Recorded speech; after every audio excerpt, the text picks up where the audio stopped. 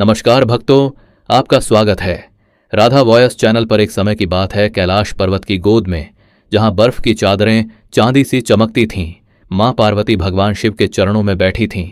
वहां वातावरण में मंद मंद वायु बह रही थी और हर दिशा में हर हर महादेव की गूंज सुनाई दे रही थी। अगर आप पहली बार हमारे चैनल पर आए हैं तो चैनल को लाइक करें, सब्सक्राइब करें और बेल आइकन जरूर दबाएं ताकि ऐसी ही अद्भुत और दुर्लभ कहानियां आपको रोज सबसे पहले मिलें। तभी नीचे धरती पर एक युवक बैठा हुआ रो रहा था। उसकी आंखों में निराशा थी, चेहरे पर थकान और मन में भटकाव। वह बार बार आसमान की ओर देखता और कहता, हे भगवान, आखिर मैंने ऐसा क्या किया है जो मेरे जीवन में सिर्फ दुख ही दुख हैं। वह युवक बहुत धार्मिक था, हर दिन पूजा करता, दान देता, सत्य बोलता, फिर भी उसका जीवन दुखों से भरा हुआ था। कभी धन की कमी, कभी परिवार की समस्या, कभी समाज का तिरस्कार। वह समझ नहीं पा रहा था कि आखिर गलती कहाँ है। उसके आर्तनाद को सुनकर मां पार्वती ने भगवान शिव से कहा, प्रभु देखिए, वह मनुष्य कितना पीड़ित है। वह आपकी भक्ति करता है फिर भी दुखी है। कृपा करके उसे मार्ग दिखाइए। भगवान शिव मुस्कुराए और बोले, देवी, यह संसार एक पाठशाला है। हर आत्मा यहां सीखने आई है। जब तक यह नहीं जानती कि असली दुख क्या है, तब तक इसका चित्त स्थिर नहीं होता। आज मैं स्वयं उसे यह रहस्य बताऊं। भगवान शिव ने अपनी त्रिनेत्र दृष्टि खोली और उस युवक को कैलाश पर बुला लिया। क्षण भर में युवक ने अपने चारों ओर अद्भुत प्रकाश देखा।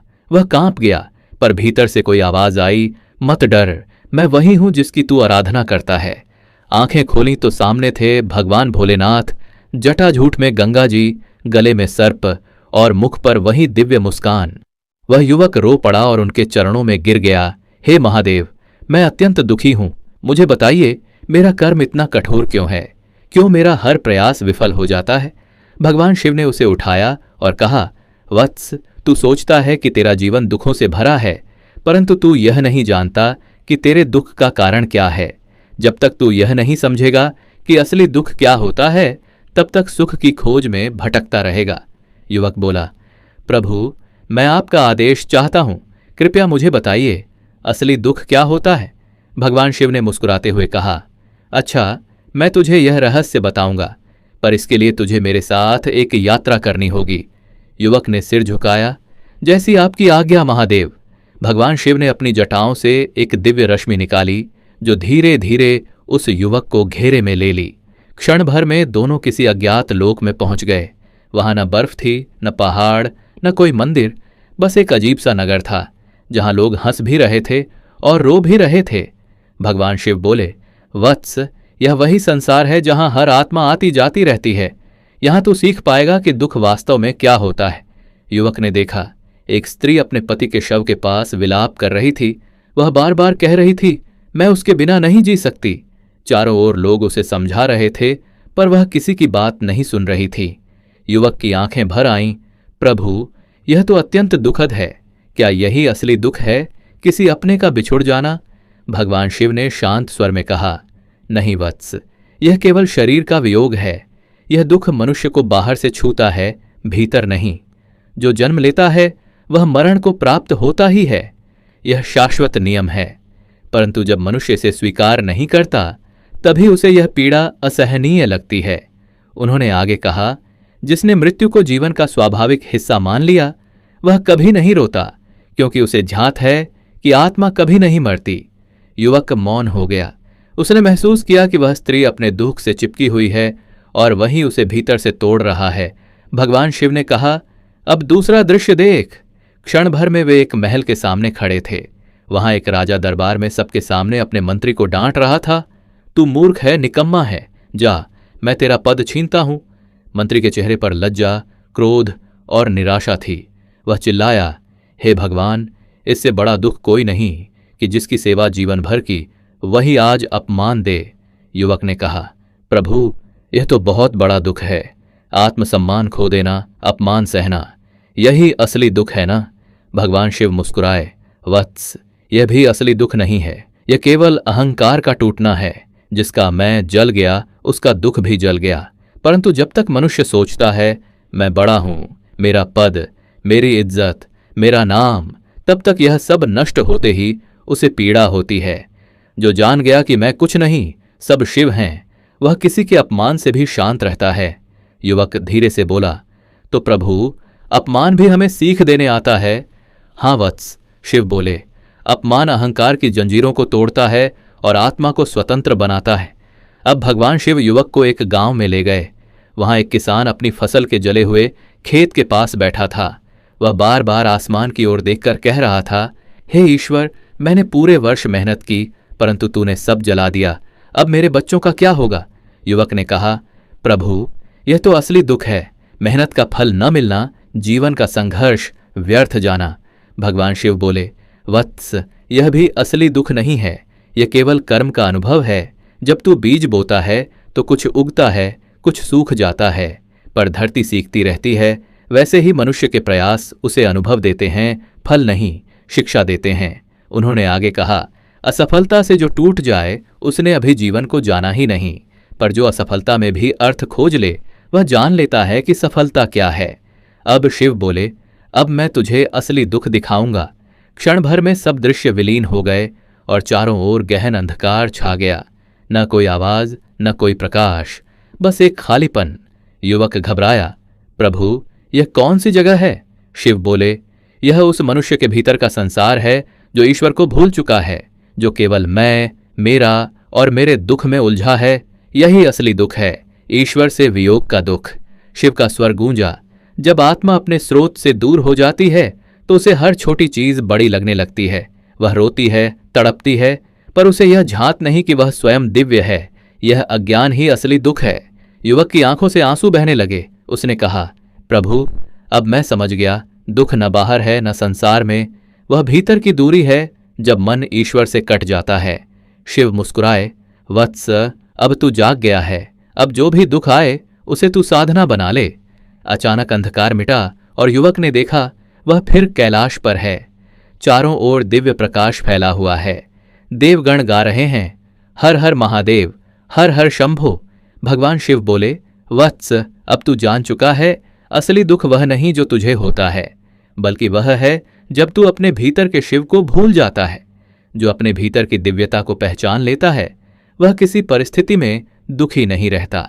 युवक ने विनम्र होकर कहा, प्रभु, अब मैं लौटना चाहता हूं ताकि मैं लोगों को यह सत्य बता सकूं कि असली दुख बाहर नहीं, हमारे भीतर की दूरी में है। भगवान शिव ने आशीर्वाद दिया, जा वत्स, और यह ज्ञान सब में बांट, क्योंकि जब मनुष्य यह जान जाएगा कि हर दुख उसे जागृति की ओर ले जाता है तो यह संसार भी आनंदमय हो जाएगा। क्षण भर में भगवान शिव का तेज धीरे धीरे लुप्त होने लगा। आंखें झपकीं और युवक ने खुद को उसी स्थान पर पाया जहां से वह रोते हुए भगवान को पुकार रहा था। परंतु अब वह वही व्यक्ति नहीं था। उसके चेहरे पर भय नहीं था, बल्कि एक शांति थी, जैसे कोई गहरी नींद से जागा हो। वह आसपास के दृश्य को देखने लगा, वही घर, वही लोग, वही कठिनाइयां, पर अब उसका दृष्टिकोण बदल चुका था। वह मुस्कुराया और बोला, अब मैं जान गया, दुख नहीं बदलते, दृष्टि बदलने से ही संसार बदल जाता है। वह धीरे धीरे उठकर पास के शिव मंदिर की ओर चला गया। मंदिर के घंटों की ध्वनि उसके मन की तरंगों से मिलकर एक मधुर स्वर बन रही थी। वह बोला, हे भोलेनाथ, अब मुझे किसी से शिकायत नहीं है। आपने मुझे दिखा दिया कि असली दुख वही है जब मनुष्य खुद को आपसे अलग समझने लगता है। गांव में परिवर्तन समय बीतता गया। वह युवक अब वही नहीं रहा जो पहले था। वह जहां भी जाता लोगों को प्रेरणा देता। जब कोई व्यक्ति कहता, मेरा भाग्य खराब है, तो वह मुस्कुराकर कहता, भाग्य नहीं, दृष्टि बदलो। जिसे तुम दुर्भाग्य समझते हो वही तुम्हें मजबूत बना रहा है। किसी दिन कोई कहता, मुझे अपमान मिला, तो वह समझाता, जिसका मैं समाप्त हो गया उसे अपमान छू भी नहीं सकता। लोग पूछते, और असली दुख क्या है? वह शांत स्वर में कहता, जब मनुष्य भगवान को भूल जाता है तभी दुख की शुरुआत होती है। जब याद आ जाती है तभी दुख समाप्त हो जाता है। धीरे धीरे उसका नाम शिवदास पड़ गया। वह जो शिव का दास बनकर सबको सुख बांटता था। एक दिन गांव में बहुत भयंकर अकाल पड़ा। लोग भूखे थे, पानी सूख गया था। सब लोग हताश होकर आकाश की ओर देखने लगे। हे भगवान, क्यों हमें इतना दुख दिया? शिवदास शांत भाव से खड़ा हुआ और बोला, भाइयों, दुख आया है तो कुछ सिखाने के लिए आया है। यह हमें एक दूसरे का हाथ पकड़ना सिखाएगा। उसने अपने घर के दरवाजे सबके लिए खोल दिए। थोड़ी सी अन्न की बोरियां थीं, पर उसने कहा, यह मेरा नहीं, सबका है। लोगों ने पूछा, अगर सबको दे दोगे तो तुम्हारे लिए क्या बचेगा? वह मुस्कुराया, जब मैं मेरा छोड़ देता हूं तो ईश्वर अपना दे देता है। भक्तों, यह वही क्षण था जब लोगों ने पहली बार असली सुख का अनुभव किया, दूसरों को बांटने में, सेवा करने में और ईश्वर पर विश्वास रखने में। कई महीने बाद एक रात वह मंदिर के सामने बैठा हुआ था। ठंडी हवा चल रही थी, आकाश में चांद चमक रहा था। वह ध्यान में डूबा था। अचानक वही दिव्य आभा फिर प्रकट हुई। भगवान शिव सामने खड़े थे, मुस्कुराते हुए। वत्स शिवदास, उन्होंने कहा, क्या अब तू जान गया कि असली दुख क्या होता है? शिवदास ने फोल्डेड हैंड्स में कहा, हाँ प्रभु, अब मैं जान गया हूं। दुख तब होता है जब मनुष्य सोचता है कि सब कुछ मेरे नियंत्रण में है, पर जब वह जान लेता है कि सब कुछ आपकी लीला है तो दुख मिट जाता है। भगवान शिव ने प्रसन्न होकर कहा, वत्स, तूने वह जान लिया जो युगों युगों से साधक खोजते रहे। अब तू केवल एक भक्त नहीं रहा, तू मेरे ज्ञान का वाहक है। जहां भी तू जाएगा वहां शांति फैलेगी। इतना कहकर भगवान शिव अदृश्य हो गए, पर उनका तेज शिवदास के हृदय में बस गया। वर्षों बीत गए। शिवदास वृद्ध हो चुका था। एक दिन वह नदी के किनारे बैठा हुआ मंद मंद मुस्कुरा रहा था। पास में गांव के लोग खड़े थे। किसी ने पूछा, बाबा, अब आप क्या सोच रहे हैं? वह बोला, मैं उस दिन को याद कर रहा हूं जब मैं सोचता था कि मेरा जीवन दुखों से भरा है, और आज मैं जानता हूं हर दुख में ही ईश्वर की छाया छिपी होती है। उसने धीरे धीरे आंखें बंद की, माथे पर तिलक लगाया और कहा, हर हर महादेव। क्षण भर में उसका शरीर शांत हो गया, पर गांव वालों ने देखा उसके चेहरे पर अपार शांति और मुस्कान थी, मानो स्वयं भोलेनाथ उसमें समा गए हों। भक्तों, यह कथा हमें सिखाती है कि जीवन में जो कुछ भी होता है वह हमें कुछ सिखाने के लिए होता है। हम समझते हैं कि दुख हमें तोड़ रहे हैं, पर वास्तव में वे हमें बनाते हैं। भगवान शिव कहते हैं, जब मनुष्य यह समझ लेता है कि हर परिस्थिति में मैं ही हूं, तब कोई दुख रह नहीं जाता।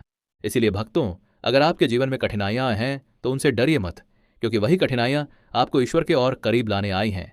जब मन ईश्वर से जुड़ जाता है तो बाहरी दुख अंदर की शांति को छू भी नहीं पाते। भक्तों, अगर आपको यह कथा पसंद आई हो तो वीडियो को अंत तक देखने के लिए धन्यवाद। कमेंट में लिखिए हर हर महादेव और इस संदेश को हर उस व्यक्ति तक पहुंचाइए जो आज अपने दुखों में डूबा हुआ है, क्योंकि याद रखिए, असली दुख वह नहीं जो जीवन देता है, असली दुख वह है जब हम भगवान को भूल जाते हैं। जय भोलेनाथ। हर हर महादेव।